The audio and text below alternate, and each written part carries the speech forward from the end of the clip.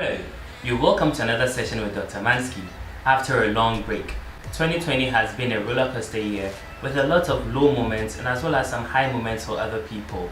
Happy New Year to everyone who is watching this video. Today, I'm having an interesting conversation with the beautiful Dr. Selassie, who will be joining me on set. We'll be talking about our lives as doctors, some interesting stories and a whole lot of fun activities as well. So, stay tuned and have fun.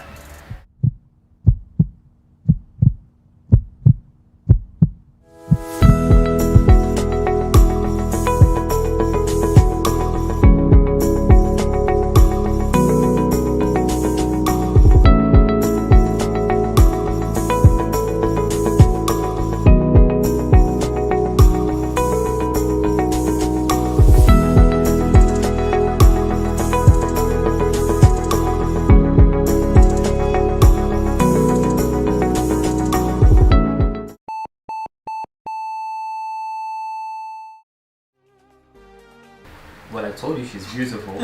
The lovely Dr. Selassie. So, can you tell us something small about yourself? Okay, so my name is Dr. Selassie, as I said, Selassie Lecha. I'm a medical officer. I work with him. I also work with Women's World of Health. I'm their breast cancer awareness program, their project lead. So, what do you usually do in your free time, or what do you do for fun? Most of the time, I'm working with Women's World of Health doing the breast cancer project. I also do a lot of reach outs when we go for. I do a lot of presentations to churches, hospitals, institutions based on the various medical conditions and what they want to know about. I talk about that most of the time. And in terms of fun or just work, because which one do you want to know? We want to know everything. Okay, so if it's fun, yes, I do the usuals, what everybody else does. Movies, sleep, out, and the usuals, yeah. Okay. So we have some wine glasses here. Let's toast to a good show. Amanski. Oh, yes. You lied to me. Why? It tastes really lovely. It's Sobolo. He lied. Well, Sobolo is also It's Sobolo. It's not wine. For those who are watching who don't know what Sobolo is, it's a traditional drink with herbs, bissap, ginger, and it's quite good for your health. It's good to boost your immunity as well. That's true. It is good. Yeah. But you lied to me. I was expecting. Just get to Sobolo and then just join us.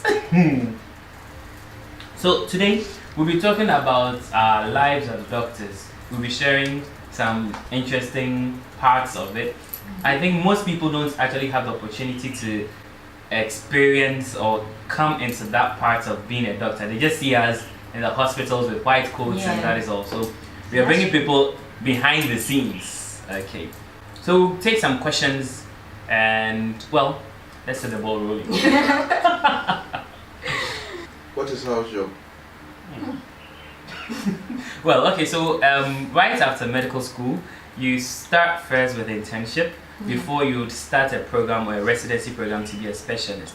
So for in Ghana, our structure is that after medical school, you do house job or your internship years, that is 2 years, and that is when you practice under supervision of a specialist or a consultant, and it's one of the most difficult years ever. So when you're in medical school, you actually think med school is difficult. So you can't wait to finish, then boom, house job. It's painful. It's a very painful year. 2 years actually. Painful 2 years. Yes. Have you always wanted to be a doctor? That's interesting. Well, yes, I have actually always wanted to be a doctor because I always want to know how things work. I think I was 10 or 11 years when I started dissecting frogs and lizards. Oh wow. There was a time. Oh wow. There was a time I had this strange needle and. Please don't tell me you injected it. Yeah, I did. Hey. But the funny thing is, okay, I also loved the media thing. Yeah. So from school and everything, well, of course, my parents were more tilting towards the medicine than media thing. So it was fun. it was fun, and at least finally now I've been able to bring both together. Yeah, it's true. You created a whole environment for that. What about you? Honestly, I've thought of doing different things. I've thought of being a lawyer at a point because I love to argue. I love to talk. One of my favorite things to do in this world is talk. So, lawyer at a point. And I think I even tried cooking at some point. I've tried different. Yeah, I know. So when are you making for lunch? Oh, hell no. And then I've also tried hair and makeup and like hair, no makeup, sorry, hair. And then, but I think finally, I grew up with a family full of doctors. Most of my people are doctors, so that's what you're surrounded by. You spend most of your time in the hospital or in the clinic, helping out your parents or something. I did most of that. So from GSS, high school, GSS, I went to the hospital most of the time. So I think the more I spent time there, and the way I saw the patients relate to my father and then my uncle and all these things, that gave me like, okay, this can be done. So I was like, okay.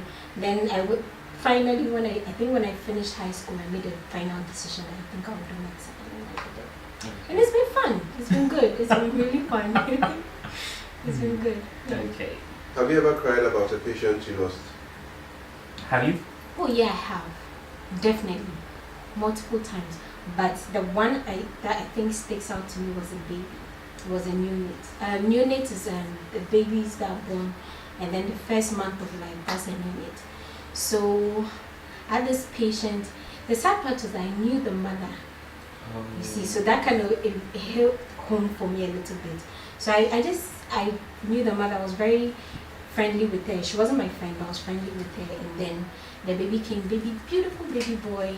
And then the baby was my patient, so I was taking care of the patient very well. But then again, the child had neonatal sepsis. Okay. Yeah. So for those watching, neonatal sepsis is a form of infection that occurs babies in the first month of their life. Okay, it has a lot of causes and it can be quite fatal. yeah. So when the baby had upon everything we did, the antibiotics and everything, the baby still passed. So when the baby passed, I think I broke down in the morning. I just couldn't. I just froze like for the rest of the day. I couldn't do anything. I was just crying. The nurses were laughing at me. They were like, and it was during house job. So that's like one of your very first cases that you lose, and then you're like terrified. And the nurses were like, oh, I should calm down, I'll be fine. I should try and then pull myself together so that I can work for my other patients. Well, for me, I wouldn't say I cried, but then Shocking. I can't cry. It's difficult to get tears. But the case that really got me so sad was this young man who, so he had hepatitis B infections. For those watching, hepatitis B infection is a viral infection that can easily be prevented by having a vaccine. So if you're watching and you haven't taken your vaccine, please go take your vaccine. And this person, it developed into hepatocellular carcinoma or liver cancer, and he was young, and it was sad when he passed. It was sad because I felt such a young. He was like 24, such a young person with a whole future ahead, and it was quite touching for me. Yeah. But well, tears are very difficult for me. Yeah. But generally, yeah. Your most embarrassing moments as a doctor? Okay, let me go first on this. Okay? Please go. Let me go first on this. Please go. So this was just before I started house job, and I was in one of these big hospitals in the capital, Accra, and we're having major ward rounds. Now, ward rounds is certain days that all the doctors in the department, inclusive of the head of department, the specialists, the consultants, the residents, medical officers, interns, medical students, all of us go around seeing cases on the ward. We present the cases and then they discuss the cases. So the head, the one leading the rounds, usually asks questions. Now the question can go to either a resident, a medical officer, a house officer, or any student that is there. So we were having rounds in the ops and gynae department. A patient who had cesarean section. Cesarean section, can you see that? Okay, it's a surgical method of delivery. So instead of the normal vaginal delivery that most of us know, this one we go through the abdomen. So there are different ways of going through the abdomen, but the main one, you see that around your bikini line, they usually put an incision there, and the baby is taken out of the uterus. That's what we call a cesarean section. Yes. So the thing about surgery is, before surgery, usually there's a period of fasting. We don't let you eat because of anesthetic reasons. We don't want you to vomit and cause a whole lot of complications. So this woman will start the day before the surgery, and usually after surgery we bring you in slowly. So the first day you don't eat, the next day you start maybe oral something. It depends if you pass gas. If you pass gas, yes. So if you're watching this and you're able to pass gas, thank God, it's very important. That's. So the consultant was asking the questions, and then he pointed at me and asked that, when will this patient start oral sips? Oral sips is little water or Lipton without milk that a person takes before taking actual food. So, funny enough, in my mind, I actually had oral sex. So in my mind, I was like, oral sex? Not knowing I actually spoke out loud, and the whole department, everyone turned to look at me. I felt like the ground should just open and I should just enter. That was embarrassing for me. Like my most embarrassing moment. That was it. Why? Oral sex. No. What about you? I don't think my story is even that good. I don't even know. Oral sex. Of all the things you can think of, oral sex. Wow. Okay, I'm sorry. Okay. But you see, I can't talk that. But because my story is not that embarrassing. I think. Okay, so I had this patient that I think kind of had a crush on me. I'm not sure. Hey. So it's not even that. So I was talking to the patient about the condition. Funny enough, it was a surgical case to appendicitis. So we had an appendectomy done for the patient. For those who are watching, appendicitis is an inflammation of your appendix. Yes. The appendix is an organ that is located here at the lower right part of your abdomen. It's an emergency, a surgical emergency, and you would need surgical intervention to treat it. If it's not treated or it's not surgically taken out, it could lead to sepsis, and it could be a fatal condition as well. So please, pain at the lower right is quite serious. Talk to somebody. Yeah. So my story is not as bad as yours, but it's also related to ward rounds. So I finished explaining to the patient about the condition. I spent minutes telling him about the condition, how it occurred, what the treatment options are and everything. I thought, I'd explain. I was like, yes, this one, I've done my job as a doctor.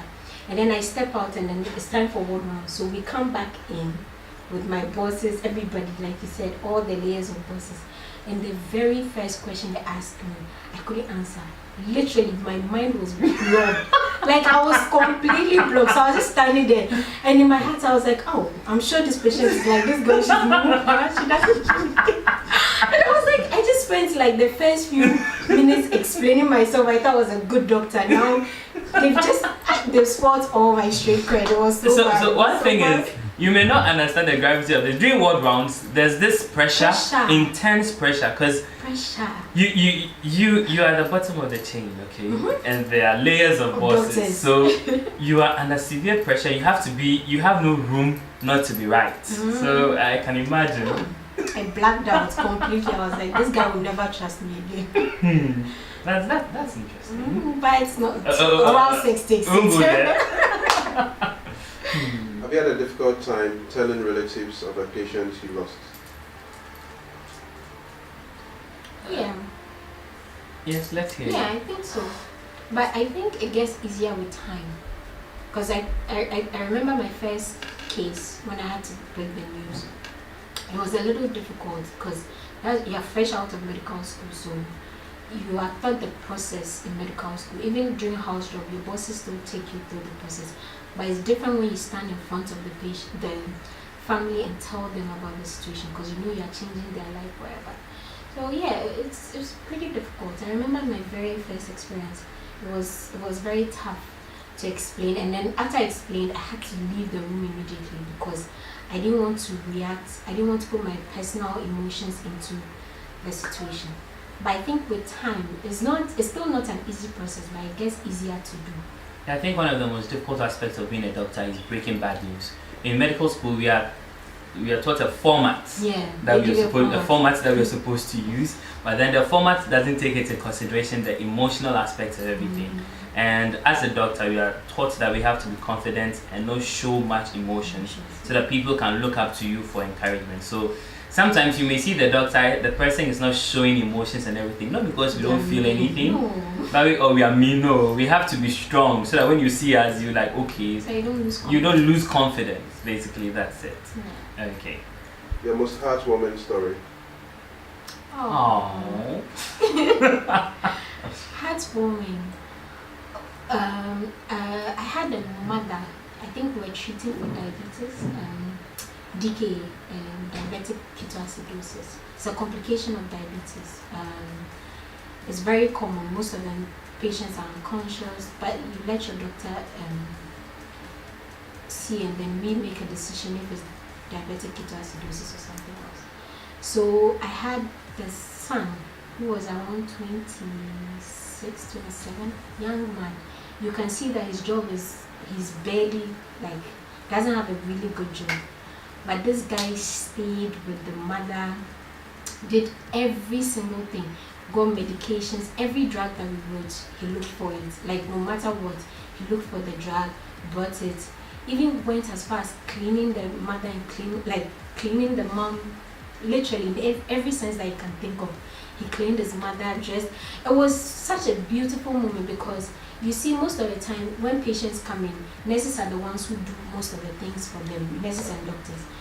But this one, you can see that the son was involved. It was so beautiful to see. When I was just like this, I wish and I pray that I have a child who will take care of me like this, or I should be able to take care of my parents like this.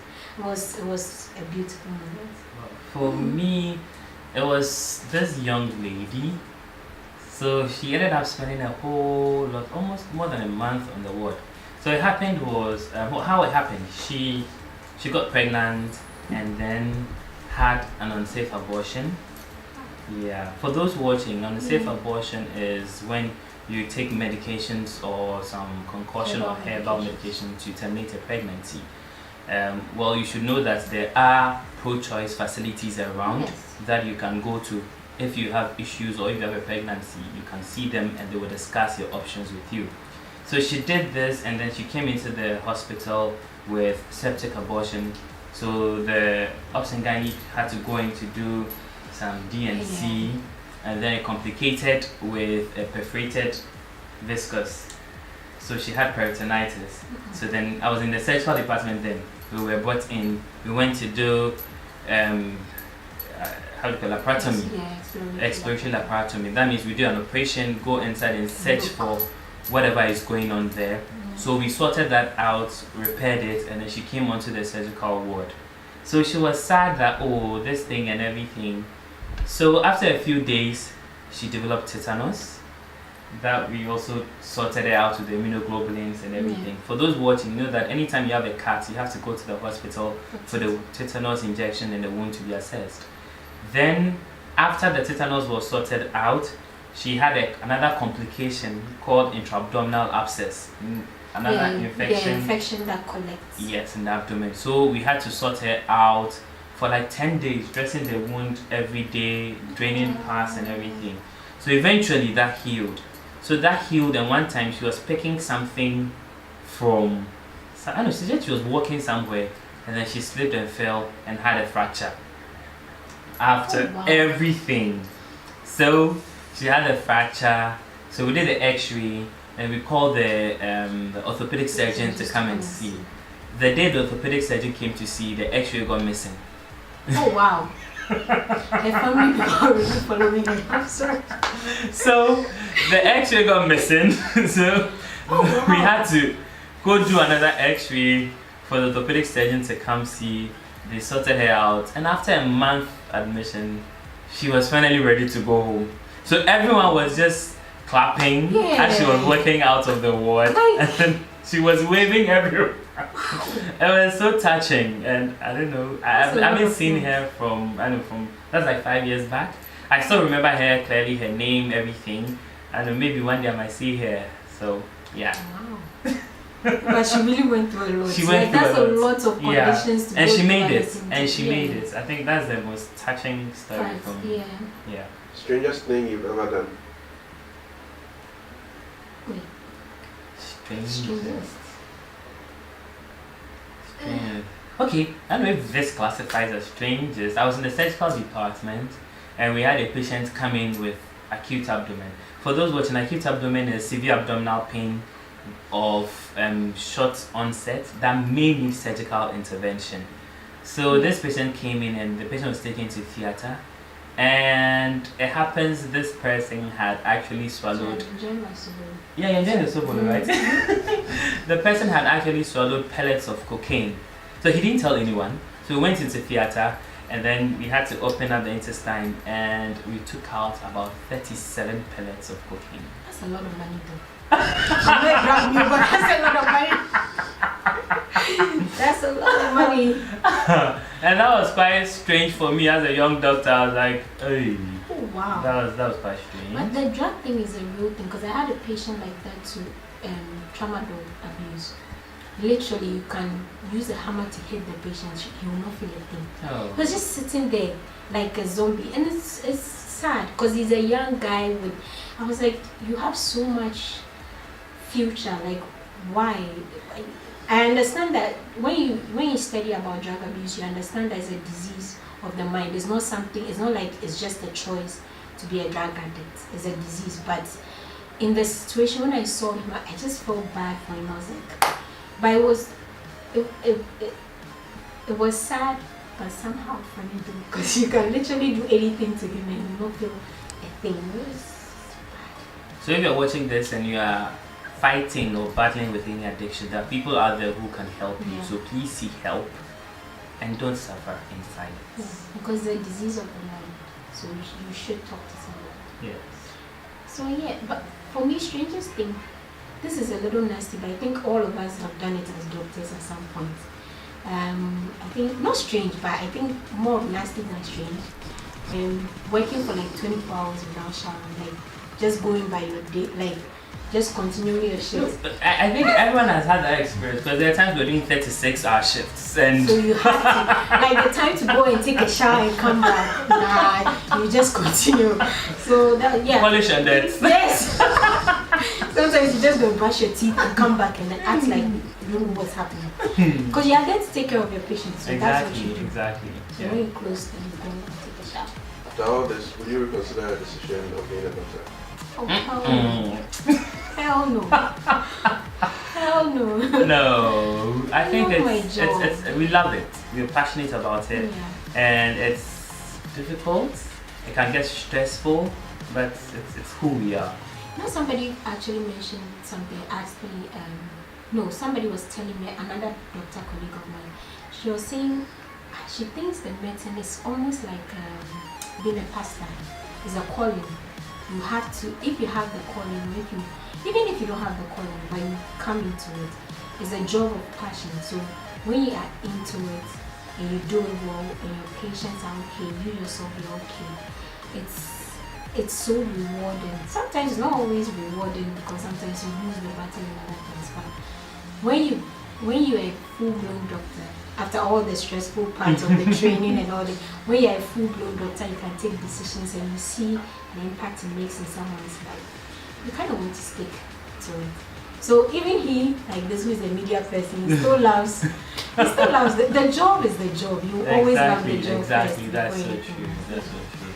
So, to anyone who's watching this, Be a doctor. no, don't be a doctor.